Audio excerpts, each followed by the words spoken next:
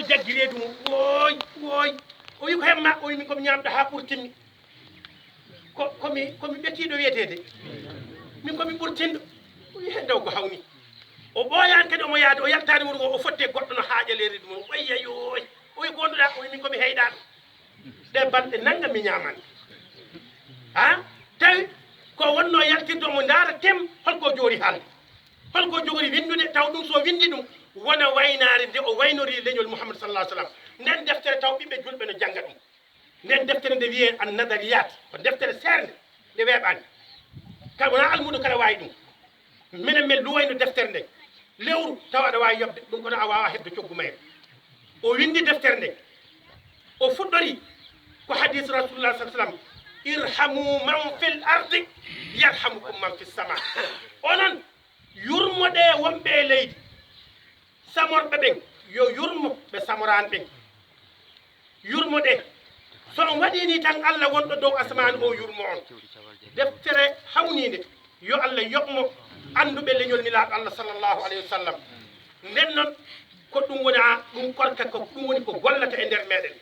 heyɗen ɗomɗen won hodduɓe ɗum ɓe serani ɗum ɗo ko noon kono wona faanditare korka ko faandita hen tan koyen heyɗu yen ɗom ɗum e nder balɗe nogas e jeenayyi gasi acca mo kala artata wonno ala wona ɗum ko stage ko entraînement ko wattude militaire o ƴetta nawa e ka yo won toon balɗe 5 walla balɗe 10 walla lewru walla lebbi tati omo toon e entraînement won ko wona jangguinede toon soko fetel omo jangguine toon soko diwal omo jangguine toon e ɗiɗon e ɗum ɗum an noon e nder balɗe nogas e jeenayyi ko wonɗoɗa jangguinede ko ya heyɗoya ɗom ɗum anda heyɗude no woodi ɗom ɗum no woodi wallu ko ɗum ɗo wonno sababu ko ɗum ɗo wona sababu wonno sababu wona ya heyɗoya ɗom ɗum tan haaɗi ɗum ala sabu allah wi si en hoori en gayni aayo ko gayniri aayo ko la'allakum tattaqun so on waɗini tan ko woni kulol allah on heɓay ɗum kulol allah firtani neɗɗo o so dari fof no signude ala kulol allah woni al imtisalu awamirillah waccinabu nawahi kulol allah ko a waɗay ko allah wi kon acca ko allah wi kon ko wi ko wat ko wiya ɗacca ko ɗacca ɗum woni a huuɗi allah wona to haala fof aɗa woya walla aɗa yurminkiɗo ɗum woni kulol ala nden noon ɓayti a ƴetti oɗo entraînement e nder balɗe nogas e jeenayyi a foti wawde hankkadi wawde wallude mo samorɗa on yo allah waɗan en ɗum noon ɗum wadde e nder khutba o namnal gotal ari e ngal wiya beela kulol allah darta e julɗo tan ko e nder balɗe lewru korka beela ko ɗo tan ko e nder lewru korka ndu tan so gasi sabu e nder lewru korka ndu sa hoori neɗɗo sa addinima du ko wiya ala miɗo mooli allah sabu komi horɗo so neɗɗo wima ari hen to wiya miɗo mooli allah sabu komi horɗo mi wahata kala to allah añi mi yahata komi horɗo kala konguɗi allah añi mi haalata sabu komi horɗo nden no wayno se en faami haala kal nden kulol allah ngol mata koye nder korkata so korka gasina hankkadi gasi nden ɓayti gasi ari hen to ko allah añi to yay bisimilla yen ɓayti mi horani haal ko boni ko e yen ɓayti mi horani beela ko ɗum ɗo korka wonno dartude anduɓe wi no heewi e meɗen so korka darima ɓe ƴetta jikku annabaɓe ɓe ƴetta jikku waliyaɓe allah hankkadi no yiiɗaɓe foof ko kamɓe kurusaji mabɓe kamɓe alqouran to dente diine eɓe toon kono so gasi tan ɓe waɗi ŋayil ɓe feeyi e ko allah añi wa tahaddu hududallah to allah wino yo haade ɓe fiya ŋayil ɓe yawta ko allah wino yo wata haale ɓe watta haalde ko allah wino wata golle ɓe watta gollude ɗum noon fuɗɗi ha e ñalawma hande o noon fuɗɗi e ñalawma hande o hande wiyama kandi o julde pelle ɗo dari cotisation hewɗo no waɗa waɗira tan ko masiyatullah ko wopude allah waɗira tan ko hande kam ɓayti en gayni e korka nosen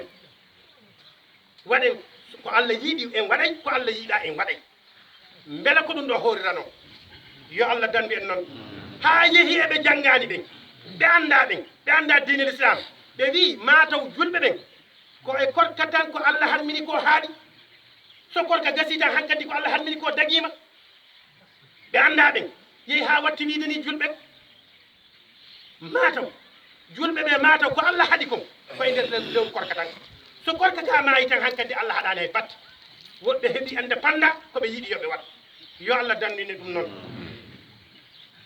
yettore wodani Allah caggal mawninde Allah e teddinde Allah e yettude Allah enen ɓeɗo fof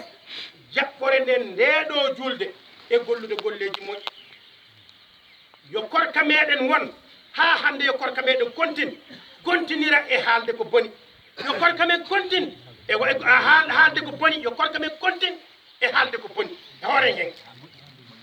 yo korka men contine e haalde ko boni hettoɗe ko haalmi ko yo korka men contine e haalde ko boni wata hay goto haal ko boni maate on nanani Maryam nde yeeha o jibinoy to ladde ɓinguel makko ngel wiyagel Isa ngel o wonde omo jaaki omo ara e lawol omo jaaki o wi honno wiyami min kañum mi waat ɗum ɓuuri moƴƴidam Allah waɗi makko ilhamu wi sa yeehi wi an deƴƴu tan wiɓe inni nadartu birrahmani sawman sa yeehi wiyaɓe min miɗo aadani Allah miɗo hoori e haala mi haaldata e goto kala yiɗɗo andude ngel ɗo ɓinguel yo nanno ngel wata namnoma min mi aadani hande Allah mi haaldata e goto sawmu firti ko al imsak korka firti ko jaggitade enen fof jaggitoɗen e gollude ko boni walla wonani wimi mbo kala e meɗen yo hoor e ko boni yo kala e meɗen yo hoor e haalde ko boni yo balɗe meɗen timmir ni yo Allah wallir en ɗum noon ni jomiraɗo wino alquran an julɗo retteret ala e dewal Allah ade wi Allah tan ha heeɓi duuɓi naggam accir noon ala ɗum ala Allah wi wa'budu rabbaka hatta ya'tiyakal yaqin fanni aɗa wuuri aɗa foof aɗa way Allah ko Allah wi ko berkattandema a waɗay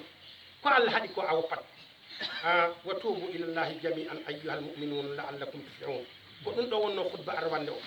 khutba ɗimmo ko yen andu diine mo wonɗen o ko diine mo andanɗa hoorema jaɓanani hay goto diine l'islam jaɓanani hay goto neɗɗo wuura gurdam personnel interpersonnel diine l'islam no sali ɗum ko hoorema tan a yeyi neɗɗo taw neɗɗo o ko anani o wondire ma tan ko so hebde ma goɗɗum so natti wedde ma goɗɗum weddi kam a ladde ɗum wona diine on weccodiray a tottay o tottuma o tottuma kono a ñande fo ya totte ni honde tottata diine l'islam wona noon ɗum addi diine l'islam eldi fof e tottere hay mo ala coggu askal fodde ko askini ko o wima ya tot sabu ko tottugol tan wawata jilli neɗɗo so wima yiiɗam ala e ma haaju an ñande fof woni ko ittoya e poche ma tottama so ɓooyi tan o notata so ɓooyi tan o ara ema ko noon alhaali o wayi diine l'islam ar eno elta en e tottere sabu so wiyama asakal waɗɗingal ngal koma neɗɗo heɓa to banggue nayyi kolce capantati woni meɗen wuroɓe ha maayi heɓata hay kolce nayyi nde honde ɓen tottata so tawi wiyama guesa mama hitande fof mama yaltina 5 kilos 5,50 so fuɗɗa yaltinde asakal nden woɓɓe wuura ha maayi guesel muɗum yaltinta ɗum yalde gonta yaltin asakal gaw wa hakaza ko noon diine l'islam noon ari ɓaydi ngala asakal ko towgal ɗum ko agniya ko alɗuɓɓen waɗana enen ɗala e batten Allah wi mi addanay on jamanu mo ononne kadi on waɗay saabu wata heddoɗe tan e tottede ononne kadi wooday ñalawma arɗo totton on tottugol noon woni muddo korka enen fof tottiren tottana mi tottuma no dagi muddam wima hadden famodiren muddoma ngo addanam mi addanma minne mi itta muddam ngo mi tottuma no dagi saabu ko yo won tottodiral tan yo Allah waɗan en ɗum noon diine l'islam ari no elta enen ɗum saabu nilaaɗo Allah sallah sallam wino inna fil mali haqqan siwa zakat jawdi no jogui haqqeji goɗɗi ko wona asakal ngal tan koɗo moƴƴo heɓa ɗum teddina ɗum koye dewal Allah wonno koye sunna nilaaɗo Allah sallam saabu teddinde koɗo koye sunna nilaaɗo Allah sallah sallam nilaaɗo wi man kana yuminu billahi wal yawmil akhir falyukrim dayfa kala gomɗinɗo Allah ina gomɗi ñande yawmal qiyama sa heeɓi koɗo teddin ɗum no way fof teddinmo teddugal koye sifa julɗo wona neɗɗo teddinina min teddini ɗum ala onon koye yettodirɓe mbo a anda o hay sa yimo jaɓɓomo teddinmo ɗum koye sifa diine l'islam tawa ɗum addinilaaɗo Allah sallllahu alayhi wa sallam o farli e meɗen o oɗo ñalawma yaltinte muddoji korka ɗi noon annduɓe sahabaɓe rasulullahi sallallah alih w sallam ɓe haali hen gueɗe hewɗe enen noon en suɓi e haala kan abdallah ibnu abbas ko ɓi baayi makko ko sehil nilaɗo allah sa sallam ko cukalel wonno kono nilaɗo no yiiɗimo saabu nde o jibinte hawri tawi nilaɗo allah sa sallam nilama ko miñi ko ɓi baayi makko nde o jibina ɓe teddini nilaɗo ɓi baayi ma allah yeeɗi ɗum ɓinguel gorel nilaɗo dogi ari ndegel loota tan o ƴettingel o harti hunduko makko ha heewi o tutti e nder hunduko cukalel ngel ɗon o wi allahuma faqihu fi din wa allimu tawil an allah andingel ɗo cukalel diine allah kadi ya faamingel firo alquran kala firɗo alquran rewi laawol andu ko ƴoogi ko e bagal ibnu abbas oɗon noon wi ko nilaɗo allah sallallah alih w sallam farli muddo korka e meɗen o waɗiri ɗum ko pour ha bakkatuji wonnoɗi e men ɗi perkiɗɗe ɗe wannoɗen e nder lewru korka sen yaltini tan allah loota ɗin bakkatuji wasata joɗɗa e mbatu taw goɗɗo no haalede toon aɗa welti e haala kan weltadema e haala janana tan koye bakkat tawa ɓaydi ko wona ɗo haalede ko wona ɗo ñeede haalaka aɗa nunnude noon haalaka aɗa haalde haalaka aɗa welti e kan haala onon fof ko hen tawe ɗon andi bonɗo o nde o haalata ko boni yimɓe ne jooɗi no heeɗi ko bonɗo kono ɓuuri bondemo ko heeɗi ɗen saabu kam nde o fuɗɗi haala bonka fof so immima yeeyi est ce que o konti e haala nden ko kamɓe ɓuuri bonde min mi haalani min kam hajam alay kono aɗa udditi nowru ma aɗa heeɗi allah wi inna sam'a wal basara wal fuada kullu haulai kana inda rabbika mas'ula ɗeɗo terɗe fof allah tagiri ɗum e ma koɗe responsable ñande yawmal qiyama ɗe nannete hokkode golluno nowru ko nande woni golle mum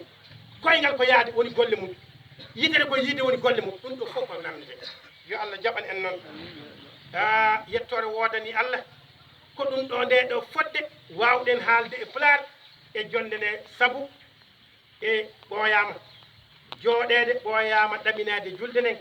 tardinno julde nde ko korɗo allah ruttiɗo e ñaagui allah yo allah yurmomo yaafomo yo allah waddumo e ɗaccaɓe yo juuɗe moƴƴe jaɓɓomo barke makko yo heddo e leñol makko